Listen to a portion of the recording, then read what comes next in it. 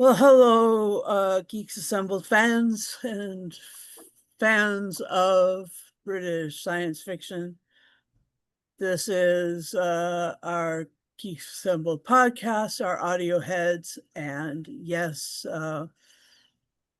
again, we've gone into the realm of science fiction, and probably next week, or in a fortnight, we'll go into a little horror. But this week, we're doing another one in the season of Blake Seven, excuse me, pardon me, that big finish we're doing, and this one's called Mirror. It's written by Peter Angeles. Sorry, Angelis. And Angelique. yeah. And oh, it's got everybody in it. It's got a huge cast. And it's really something amazing. It's about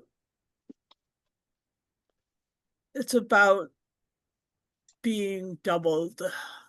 And here on this podcast, my fun is doubled by the presence of my friend Lee. And so Lee, what's your thoughts on Mirror? Oh, you Blake go Seven Mirror. Sorry have about that. a drink. Yeah. Well, this is story 4 in the first season of the Big Finish audios. Um, which we have to do. We have the original actors returning. Um, Yeah. Gareth Thomas as Blake, Paul Darrow as Avon, Michael Keaton as Villa, Jan Chappell, Callie, and Sally. Was it Nivet as Jenna? Mhm. Um, yeah, it's a subtle one. This there's no all out action. It's the the crew, or the gang are sort of separated on different planets. Um, it's mainly Jenna wants revenge on a person. What's his name? Cade. Well, he was the man who killed her father, so she wanted revenge, personal revenge. But she's not even allowed to have that because Blake's old enemy Travis turns up and kills the guy instead. I mean, if people who know Blake Seven, Travis was played by two different actors in the first and second season, and we've got Brian Crouch. Is it Brian Croucher as Travis? Yeah, Brian Croucher Yeah, who played from the from the second iteration yeah. or regeneration of. Oh. So he turns up. He kills Cade. So she's not really happy that she didn't get her personal revenge herself. Um, let's say Blake, Avon, and Villa are on another place, another planet. Aurak's steering the Liberator. So there's just Zen and Aurak up there. Um, yeah, it's a subtle story. There's no complicated things in this because sometimes science fiction can get too complicated. Um, and it's like when they announced that they're doing Blake Seven audios, it was when they started doing this series. They, it was like the actors had never been away. They just slipped on those shoes. Paul Darrow playing Avon, his, his dry, evil self, and Gav Thomas as Blake. It's such a shame that they really can't do it now because of the passing of Gareth Thomas and Paul Darrow, which is, because they were the main two leading actors in the series. So we don't we've not had full cast audios from them since the passing of Paul Darrow. Yeah, they do things like Liberator Chronicles now. Yeah, like people narrating and stuff like that. But yeah, I mean, for me, and it always will be that Villa was my favourite character in the series Really? because he's such a coward. He's Yeah. he's such a coward, but he always comes out sort of on top. They always need him. So yeah, it was it was it was great. It was great to hear him. And you do get the theme music, the original TV theme music. It's just like watching it back in 1978, 79 when this team was there. Um, yeah, I enjoyed it. It's not too long. They've made it like it's an episode off the TV length sort of thing. Um, so it's no two disc thing. It's just one disc. Like a 50-minute episode, Right. which fits in right with the series. So yeah, I enjoyed it. Back over to you, Susan. All right. Well, things that I like about Blake Seven audios is that they is that this TV show was sort of a finite thing, Hmm. and it ended with everybody dying, at the end. But Oh, the did they? audio can be slotted in anywhere, Oh yeah. literally anywhere. I mean, if they're on the Liberator, it is it's before the Great Space War, But and, these and these stories are set after Gan's death because Gan was a character, but he died. yeah, So these are yeah, set Gan during died the first series, right? The first season, right? second season, I think it was. Second, Yeah, halfway through it. Yeah, yeah, I and think. and in this, Callie is Callie's used with her telepathic abilities. They are able to speak even though the communication is down. Zen and Orak are unable to communicate with Callie Hmm. or with her group. That is, they split them off into groups, so Callie had to use her telepathic ability, which is, I guess, instantaneous, which is great. I think that is really and this one is, in as much as Terry Nation was like, God, Star Trek and eventually Star Wars can't be all positive. These Sometimes these people have to undergo huge amounts of trauma and demonstrate that the bad guys win, or it comes to be that the good guys lose.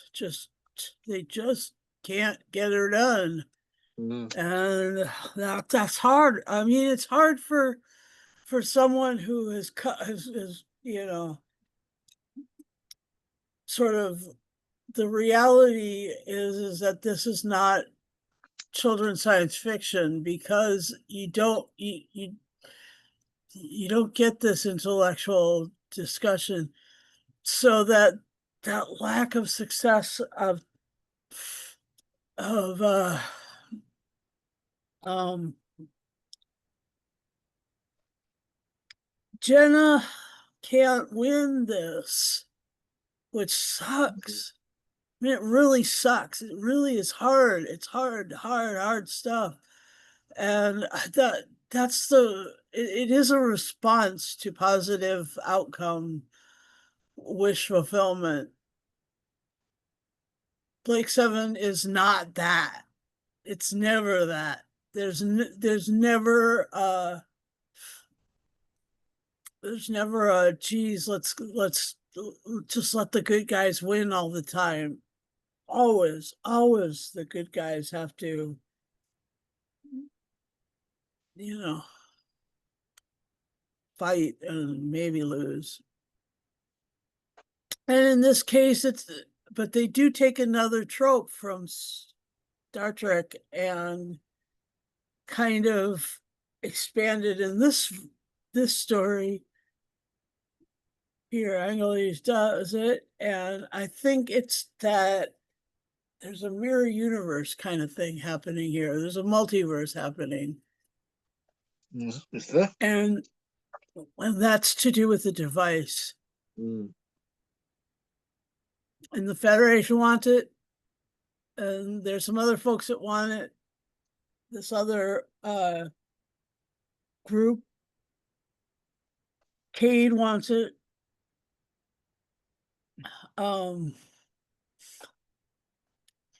Yeah. Lachlan. The whole that whole other side of the coin, they all wanted it. The pirates and stuff. Let me just say that sometimes the Federation treats Blake's team like pirates, and sometimes they treat them like enemies, like kill them all enemies. And you just see that it comes at different kinds of peril. And so like that's yeah, that's really the interesting dynamic there, is that there's two different ways of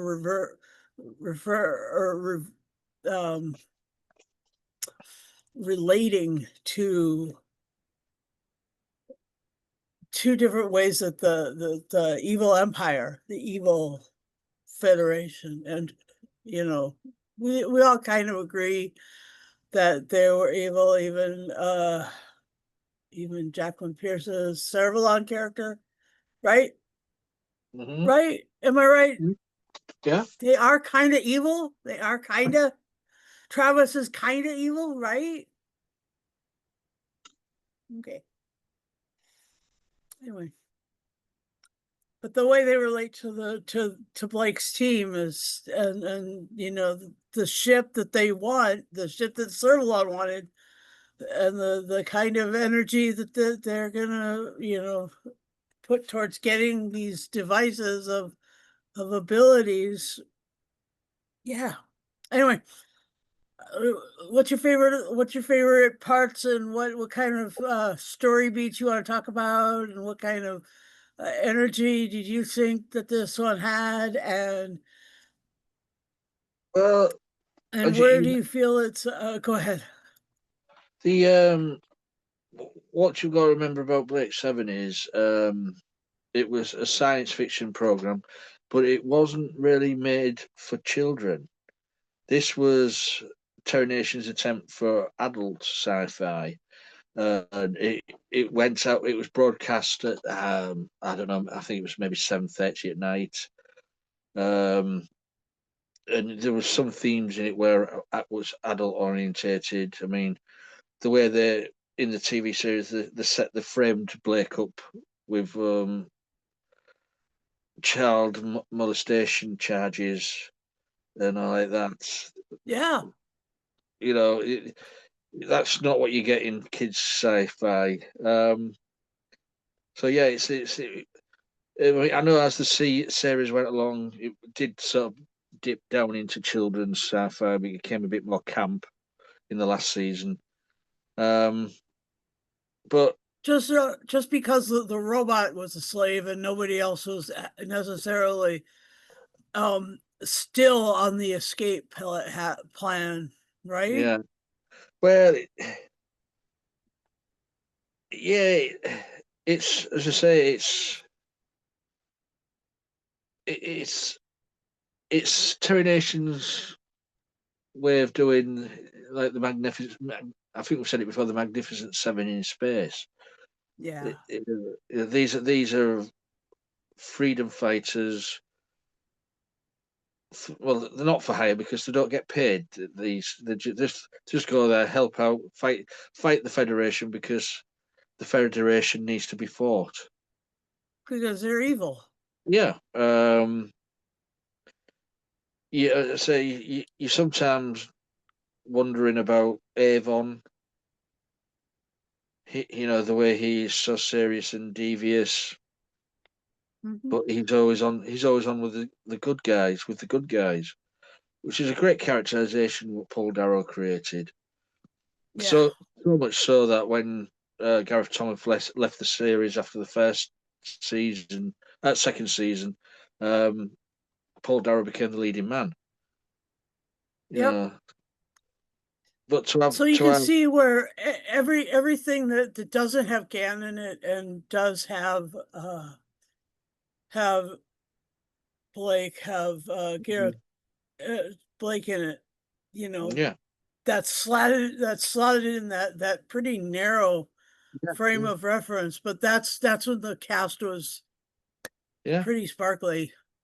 I mean, you've still got the seven in this without Hmm. Gan because you've got Aurak and Zen. Hmm.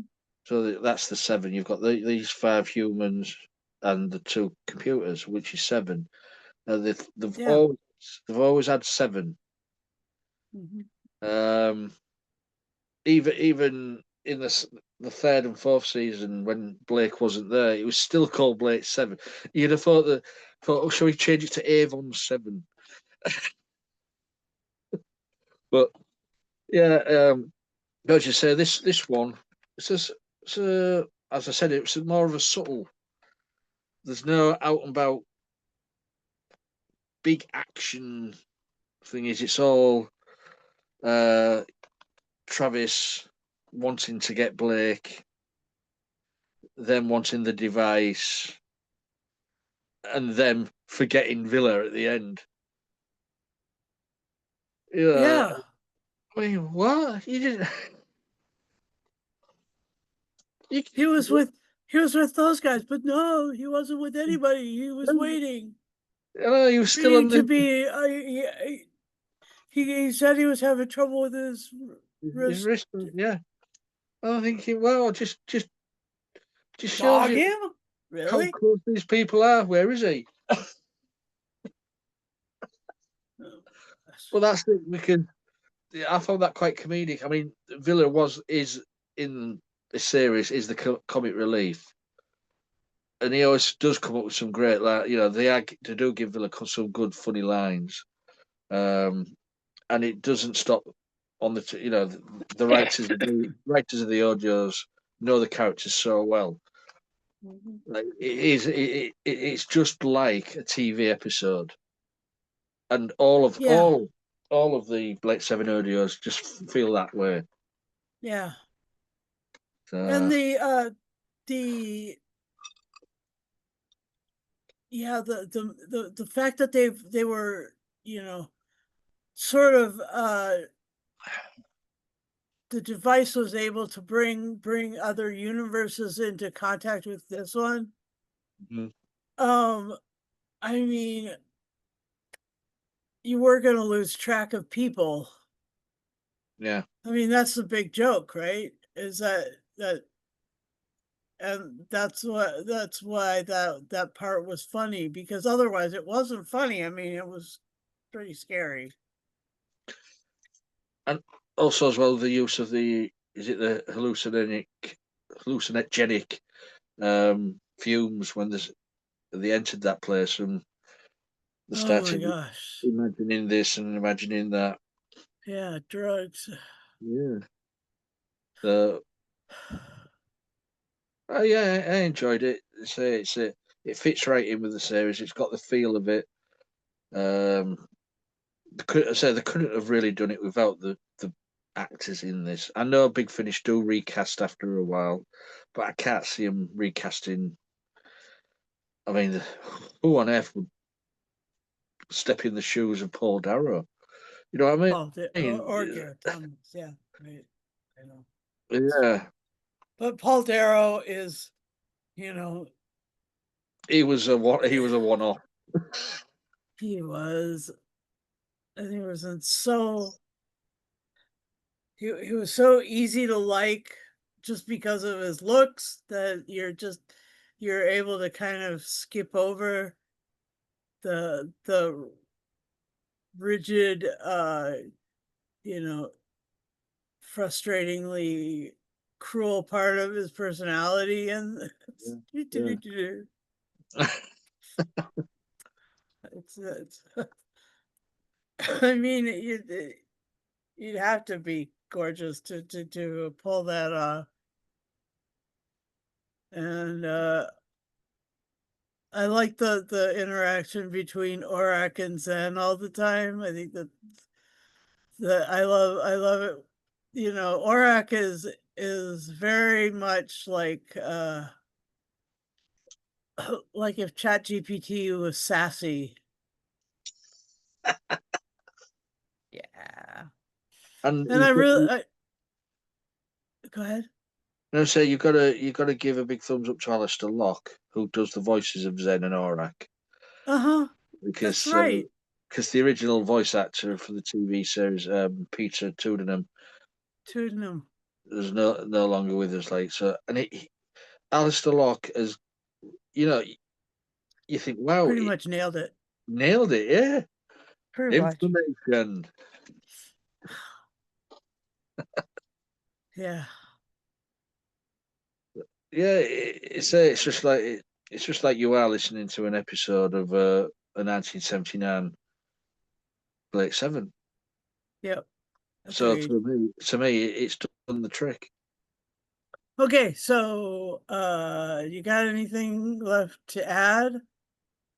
No, not really. I I just, like the way you ended that. I thought that was it's done the trick. That's yeah, fun. That's good words. yeah, Quote Lee, why don't you? if nobody, people who watch, these insane people who do and watch our videos. If you've never heard of the big Blake Seven audio dramas, or you've never got round to listening to them, I do recommend that listening to the audios. Um, I mean, it was only a short run of series what they did. I think they did about four, I think, um, before the couple of actors passed. But really enjoyable to just to get that feel again of Blake Seven, classic Blake Seven. Yeah. Uh, yeah,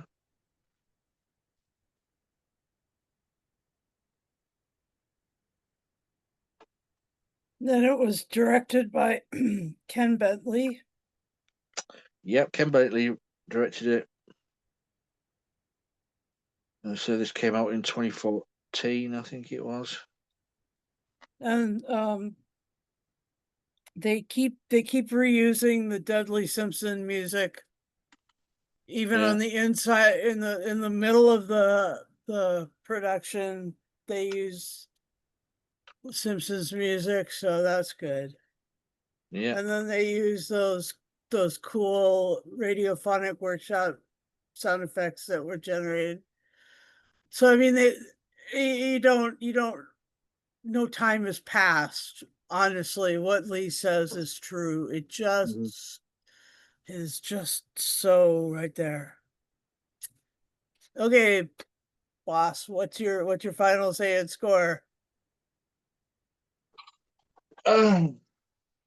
Yeah, I enjoyed it. It was a good. solid story. Great to hear the voices again. I'm going to give this 10. 10, 10 Aurochs out of 10. Nice. Yeah, really written well, acted well. What more do you want? Nothing at all. This was really fantastic. I will give this 10 uh multiverse devices out of 10. I love that idea. Uh, in Doctor Who, they did a mirror universe where the Brigadier had a mustache and an eye patch, and in Star Trek they did a mirror universe where Uhura wore a dagger on her hip. That was freaking cool. That they do these mirror universes, and I know that they that they were that that it was part of their cyber security, that they were developing this device, Mm-hmm. and the Jenna's uh, father. Yeah, it's sad. Anyway, good science fiction gives you good devices and lots to talk about with that. And so we thank you for watching our podcast. We thank you for enjoying Blake Seven.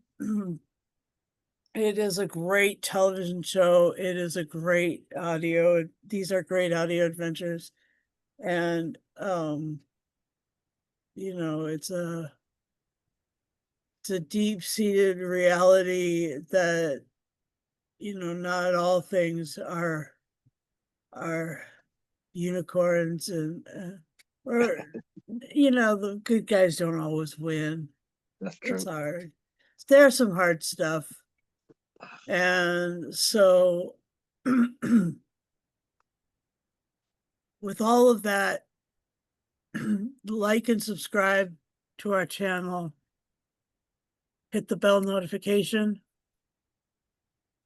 I know you can't hear it. Heck with it.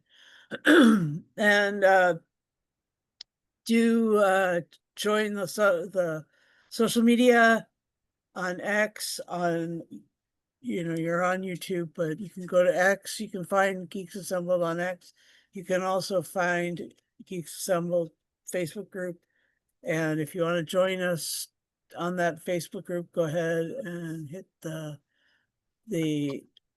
I want to join button. And then also, on the group, you can contact Lee to join our Mm. recordings.